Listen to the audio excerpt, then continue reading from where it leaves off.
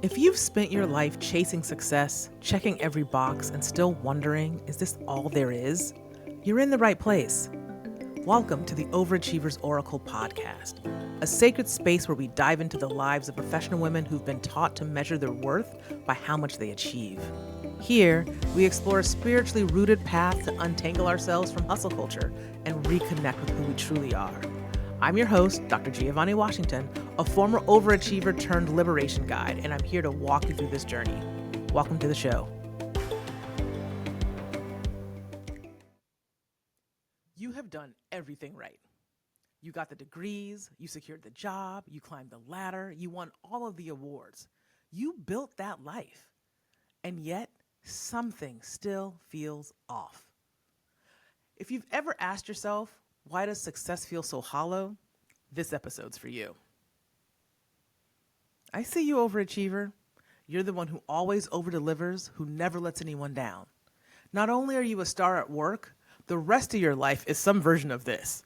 You create healthy, delicious, and sometimes gourmet meals daily. You make brownies for the school bake sale. You're the team parent for whichever sport your kiddo is playing this season.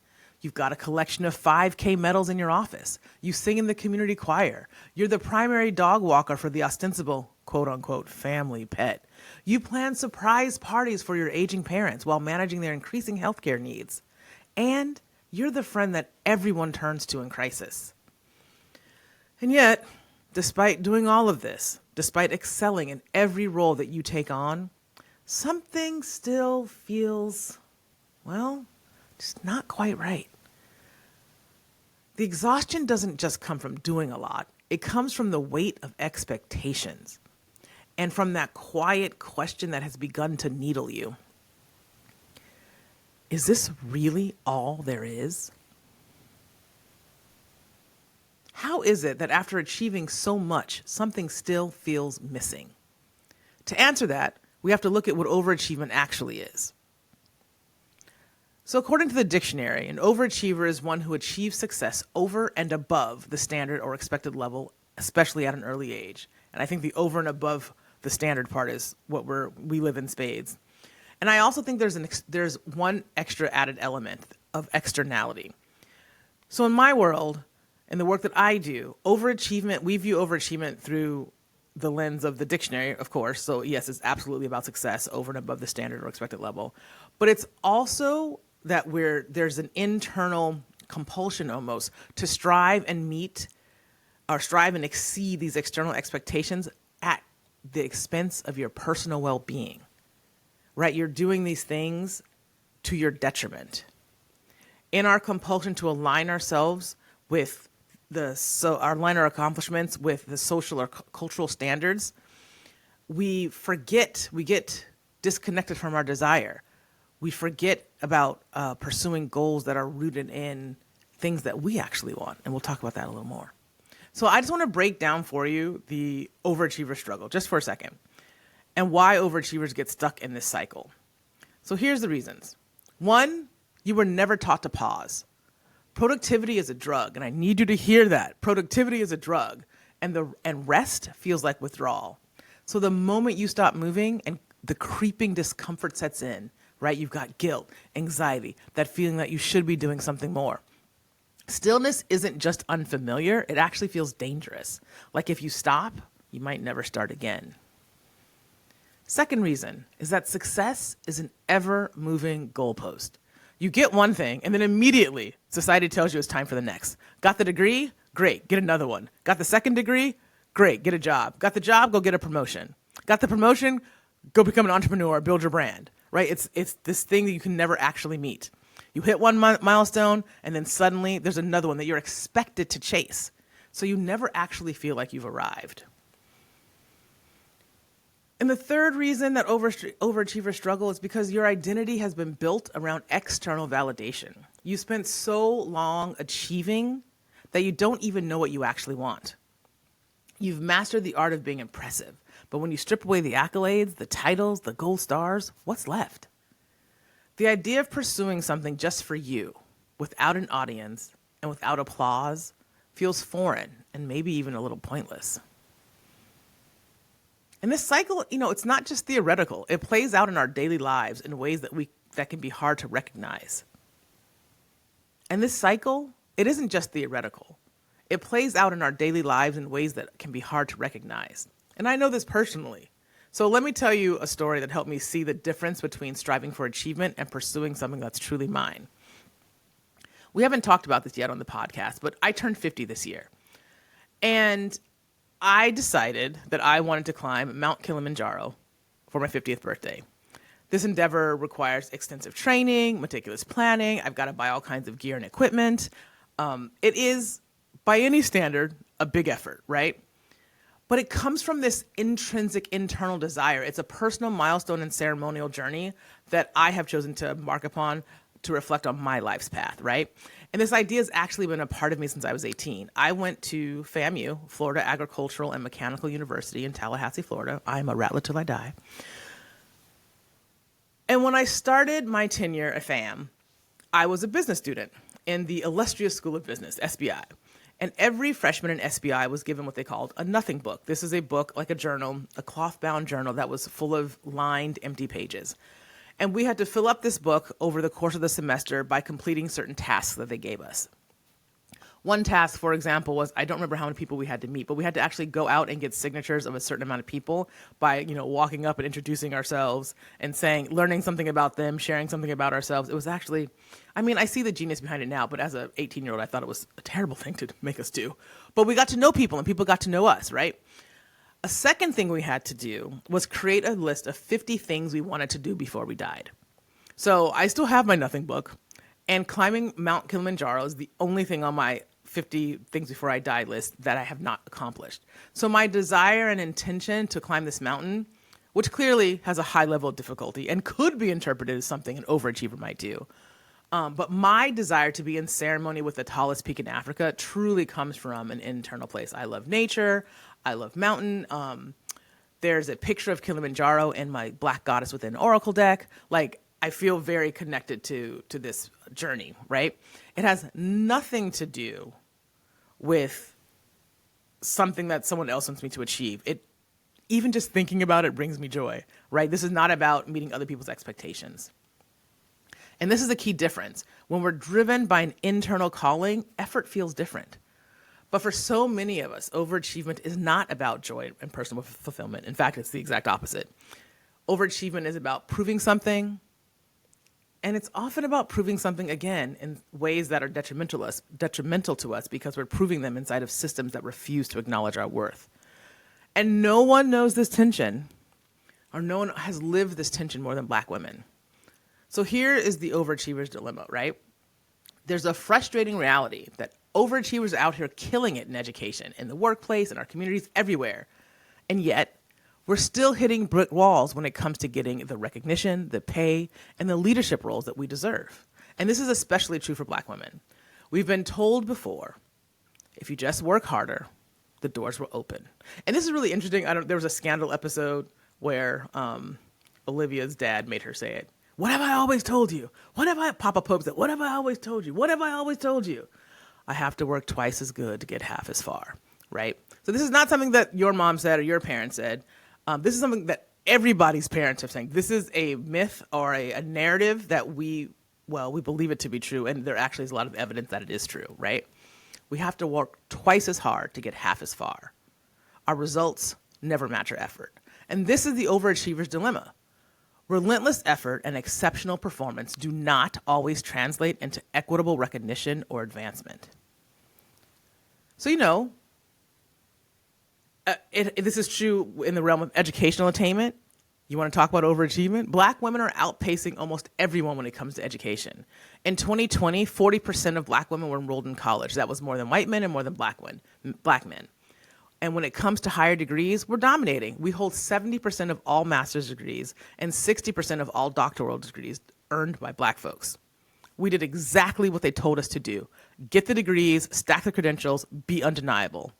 And yet, the glass ceiling is real.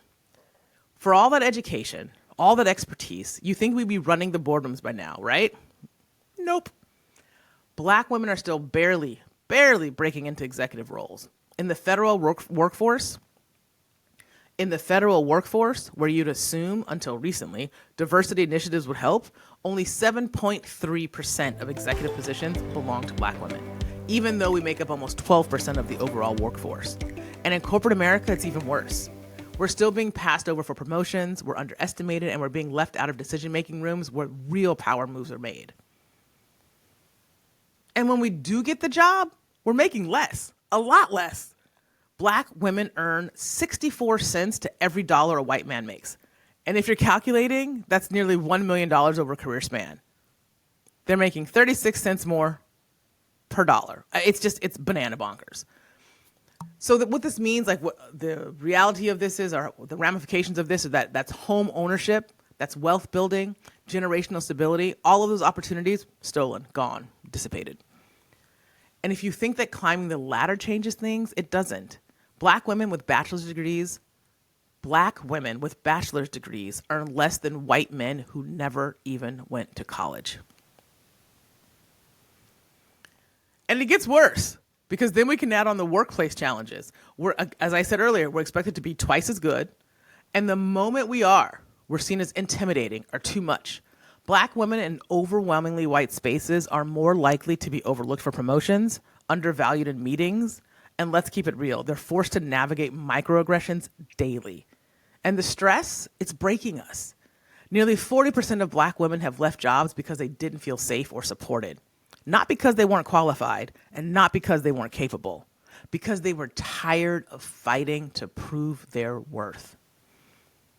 So here it is. We've been sold a myth of productivity, that if we just work harder, we can prove ourselves enough.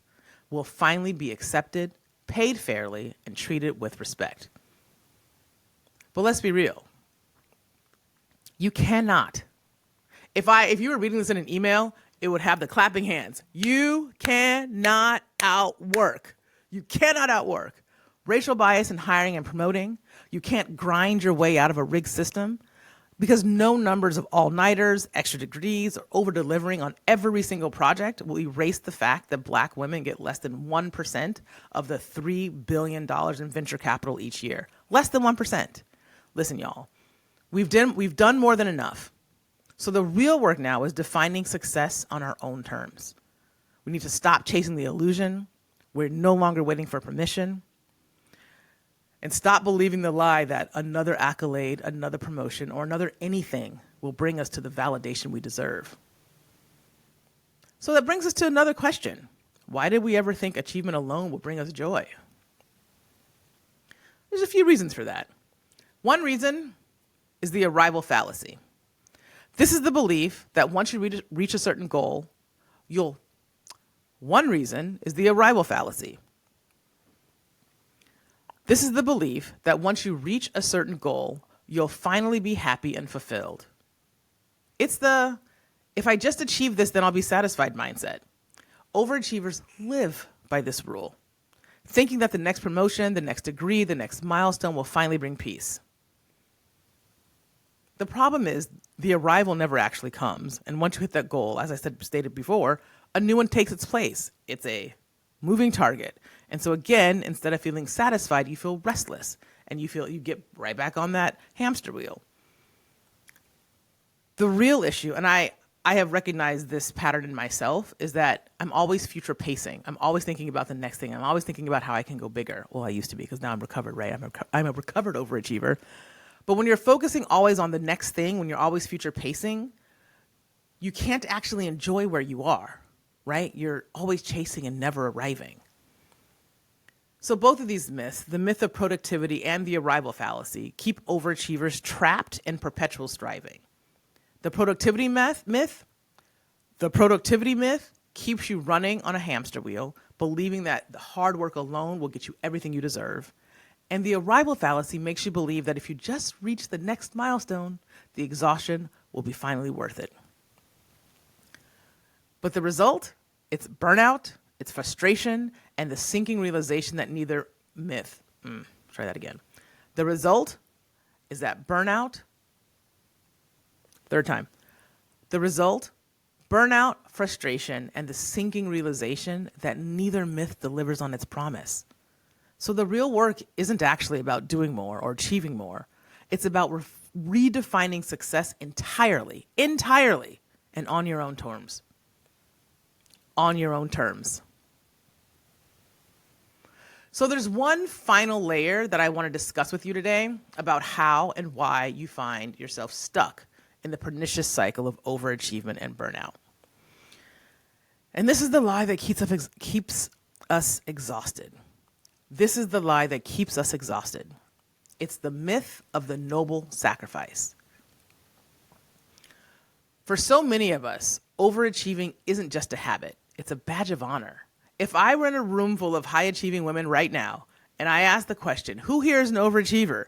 Hands would shoot up all over the room. We love to be identified in this way, even though we're tired. We believe that our exhaustion proves our commitment, and our endless striving proves our worth. So we wear the burnout like a medal, telling ourselves, this is what it means to care. This is what it takes to be excellent. This is what is required of me. We've been taught that sacrifice, especially as Black women, isn't just expected. It's noble. The more we give, the more we push, the more we pour into others at the expense of ourselves, the more we believe that we're doing something right. We sacrifice sleep for work, we sacrifice joy for productivity, and we sacrifice personal peace for the collective good. And when we hit our limits, we tell ourselves, well, of course it's hard, but it's supposed to be hard. That's the price of success. But you know what I'm going to say, right? Damn that. It is not supposed to be hard. It is not the price of success. The nobility of sacrifice is a lie. It is a lie. Being overworked and burned out is not a sign of success. It's a sign of conditioning. That the system benefits when we believe exhaustion is necessary.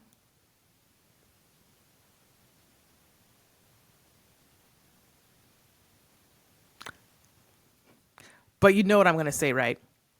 The nobility of sacrifice is a lie. Being overworked and burned out isn't a sign of success. It's a sign of conditioning.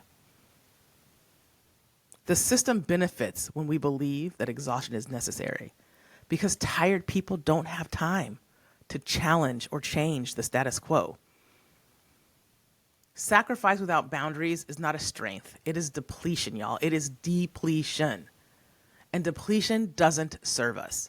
It doesn't make us better. It doesn't make us more worthy. And it certainly doesn't make us more deserving. It just makes us easier to control. So what if the goal wasn't to prove how much you can endure? What if the goal was to create a life that doesn't require constant sacrifice? What if you believed you were worthy of ease, of support, of rest, without having to earn it? Because real liberation isn't about giving more. It's about choosing yourself. I facilitate a group program, a pilgrimage really, for overachieving professional women who are seeking freedom, spaciousness, and joy. Many of these women in my Liberation Alchemy program succumb to pitfalls common to high achievers. They fall into the perfectionist trap. They believe that they must be excellent at everything in order to be worthy. They fall into the guilt loop, feeling like they should be grateful even when something inside of them is screaming for change. And they fall into the cycle of overwork. And this is when free time makes you anxious because you don't actually know who you are without the work. Inside of Liberation Alchemy, we spend time rewriting the tapes that are on repeat in our head. So instead of asking what's next, inside of Liberation Alchemy, we spend time rewriting the tapes that are on repeat in our heads. Instead of asking, what's next, ask yourself, what do I actually want? Instead of asking, what should I be doing? Ask yourself, what will bring me joy? Instead of asking, how can I do more? Ask yourself, what can I let go of? Instead of self-shaming, you can reclaim your power to decide what success means for you. So all of this, the overworking, the striving, the chasing, it's not about ambition. It's about survival. We've been conditioned to believe that if we stop moving, we'll fall behind. That if we don't over-deliver, we'll be overlooked. That if we don't over-deliver, we will be overlooked. That if we don't prove ourselves, we'll be dismissed. But let's be clear. The pressure to constantly produce, to be twice as good for half the reward, this isn't just personal, it is historical. The systems that demand our labor but deny us rest, those are the exact same systems built on exploitation. The same structures that told our ancestors that their worth was tied to how much they could produce in the day. And it makes me so sad to say that, like, I get emotional when this is not just rhetoric, right? This is stuff that we're carrying in our DNA. The same structures that told our ancestors that their worth was tied to how much they could produce in a day, that is showing up epigenetically today, like we're having responses to that today. The same mindset that turned human being into commodities. This is not just about workplace culture. This is the aftershock of oppression that is still playing out in our daily lives. I feel that hard, y'all. It's the aftershock of oppression. So what if I told you that real success, the kind that actually feels like success, has nothing to do with how much you achieve and everything to do with how free you feel? And I have to go back to this aftershock of oppression because it's like reverberating in my body, and I just want to give it space. So I'm going to repeat that sentence, and then I'm going to be silent for just a moment so you can take it in. So because this is not just about workplace culture. This is the aftershock of oppression that is still playing out in our daily lives.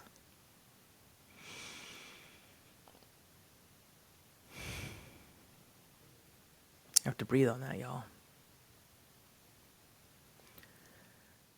So I want you to dream a world where there is a possibility that your success has nothing to do with how much you achieve and everything to do with how free you feel. Liberation is not about doing more, proving more, or sacrificing more. It's about reclaiming yourself. It's about learning how to trust your own desires again. It's about learning how to tap into your desires so that you can trust them again. And it's about knowing your worth was never meant to be measured by your output. So what if instead of running toward the next achievement, you turned inward? And instead of asking what's next, you asked, what actually nourishes me? Because that's the beginning of true liberation. And next time, we're going to talk about how you can define what that looks like. Because liberation, it's not just an idea. It's a practice, it's a path, and it's waiting for you.